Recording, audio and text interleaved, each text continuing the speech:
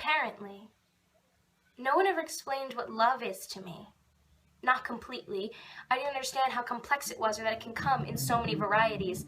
That the love I gave my parents is different than the love I'd give a partner. That love does not equal sex and you can have one without the other. I knew I loved my parents and I cared about my friends, but didn't believe that anyone would love me because I didn't have a boyfriend. I was a fucking idiot. I was an idiot for believing this construct we call love is something one can only receive.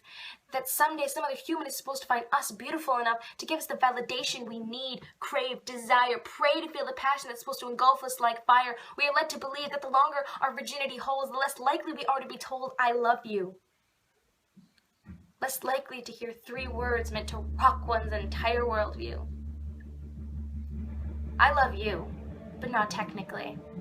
I love you not by the definition of a love that's traditional. I thought I did. 3 years ago, I was convinced that you and I were meant to be. After 6 years of knowing each other, that's how it should be. But when I realized you didn't love me back, I saw no reason to continue with a friendship without purpose. I know now that was stupid, and I'm gonna apologize with this. I love you, but not technically.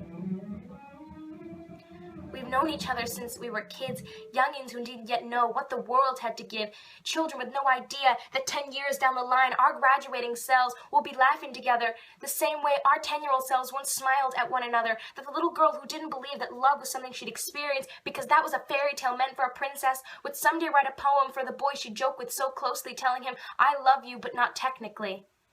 I love you for your kindness and your humor, your compassion. I love your nervousness and your willingness to put up with the madness so readily charged in my mind to take us places far and wide. We ponder a body made of cosmos. We wonder if the reflection of a star does really glow, or if it's really just reflecting its own light. God only knows where our conversations may go, much like our lives. We are 2 entities currently sharing some form of a destiny. And when our lives do part, I want you to know I'm going to treasure every memory in my heart.